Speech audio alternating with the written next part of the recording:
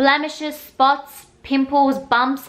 There are so many words we can use when it comes to acne, so it can be a little bit confusing. Don't think your skin big banish.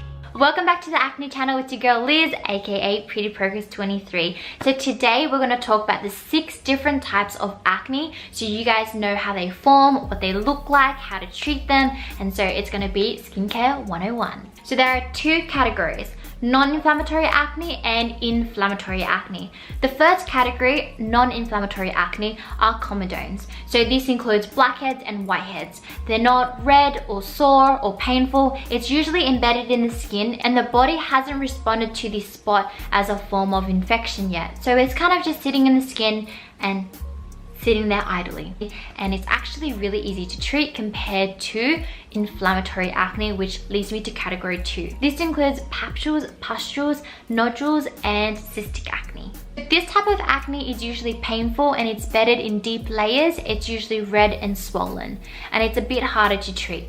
So let's zoom in and focus on each one of these types of acne so you have a better understanding of each. Number 1 is whiteheads. In most cases, acne happens because of clogged pores, maybe because of bacteria, clogged pores, and dead skin cells. When it comes to a whitehead, it's a closed comedone. So it's a long pore that is closed from the top and it's kind of like underneath the skin. So it's embedded within the skin without having any opening. Okay, try over-the-counter products such as salicylic acid. This really helps. So it dissolves the cement that holds the sticky cells together, and that prevents whiteheads in the future. You can also try benzoyl peroxide. 2.5% is awesome. 10% is way too harsh. It's a marketing strategy to get you to pick the highest percentage, but it actually comes with more adverse side effects, especially if you have sensitive skin. So start with 2.5% and see how you go. The next non-inflammatory acne is called a blackhead. Now with a blackhead, so the top part is oxidized and you get that black spot. You can also try the same method in terms of over-the-counter products such as salicylic acid, benzoyl peroxide. It just takes a little bit longer because the top part is kind of hardened and it's oxidized. I don't recommend pore strips whatsoever. It's a cheap, quick method, but it's only short-term results. When you put the pore strip on your nose, not only is it pulling out the blackhead, but it's also ripping the first layer of your skin, ruining your skin's mantle, making it more irritated in the future. And because you're getting rid of your excess oils as well as your natural oils, your skin is gonna be like, oh my god, where's my natural oils? Oh, I need to reproduce it. And that's when your oil glands go into overdrive. So steer away from pore strips and take a chemical exfoliant instead. That helps gently remove the clogged pores and your dead skin cells. So I highly recommend that. You can also try to use facial cleansers with a silicone nub and just gently go across your nose. I don't really recommend using like walnut scrubs or you know, ones that are irregular, because it can create micro tears in your skin. So steer clear of that and stick with more gentle methods. So now on to the inflammatory acne, which leads us to the 4 remaining type of acne. The first one is called papules. So the contents of your blocked pore is kind of spilled up to the surface and it's creating that red inflamed skin. But the thing is, there's no pus inside. And again, this can be used as a similar method because it's like bacteria on the outside of your skin. You want to kill that bacteria by using over-the-counter products such as salicylic acid, benzoyl peroxide. But at the same time, when your skin is really inflamed, you want to heal internally. So that means also having, you know, antioxidants, nourishing your body with the right foods so it can calm the inflammation down. The next one is called pustules. So with the name, there is the word pus in it, which means there is pus inside your inflamed zit. And this usually happens in clusters, whether it be on your chest, your face, your back.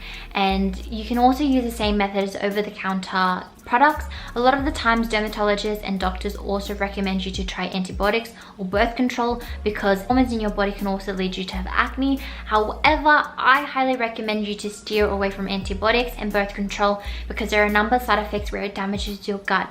So what I recommend is, on top of using topical treatments, also try to heal internally, as I said with papule pimples. Nodular acne is the next one. This is a more severe case. So with nodular acne, it's flesh colored or red bumps on top of your skin, and it could be elongated. So it's deep within the tissues, and this doesn't have a head, so do not pop it because you'll damage the skin, surrounding skin tissues. And nodules in this case feel like hardened thick knots, whereas the next one is cystic acne. They're a lot softer and they have pus-filled sac inside. Cyst comes in clusters, and they are also another form of severe acne. It is larger in size compared to the first two that I was talking about in the inflammatory acne category. Cystic acne and nodular acne is really hard to treat. Sometimes people get steroids injected in those spots for the inflammation to calm down, but it is a long process where I highly recommend you to heal holistically. Because nodular acne and cystic acne is on the deeper layers of your skin, topical treatments such as benzoyl peroxide, salicylic acid might not work as effectively as it would for surface level pimples. And when I mean by holistic approaches, that means changing your lifestyle in many different ways. Having adequate sleep. Your skin heals its best at night. If you're staying up late, it's only going to spike your stress levels, and as a result of those stress levels, you're going to produce excess sebum, which leads to a greater chance of clogged pores and inflamed skin. I also recommend you to up your water intake. Hydration is so important. Not only can you keep your skin hydrated topically, but also internally. That helps nourish the skin as well. And hydration is important because of your digestive system. If you're eating healthy food and you're not drinking enough water, it's going to lead to constipation. And with constipation, you're just clogging up the toxicity within your digestive system, and your skin is the largest organ. If you're not getting rid of that waste when you're going into the toilet, it's going to show in your face. So that's why it's really important to ensure that you're drinking water, eating the right foods, drinking enough, also exercising to increase that blood circulation. With nodular acne and cystic acne, your blood is very stagnant, and if your blood is stagnant, there is not a renewal of nutrients underneath your skin. So therefore, when you're doing facial massages, when you're exercising and increasing the flow, you have a better chance of healing at a faster rate. So those are some of my recommendations. I hope this video was helpful. Whatever type of acne that you have right now, I hope you find a solution for you, and I hope you also enjoy the journey of finding solutions. So don't just wait for clear skin, but enjoy the ride. It can be really tough to rewire your brain in a way where you see your journey as a positive kind of lesson, a positive journey, but you guys can do it. Big kisses and have a lovely day. Mwah. Bye guys.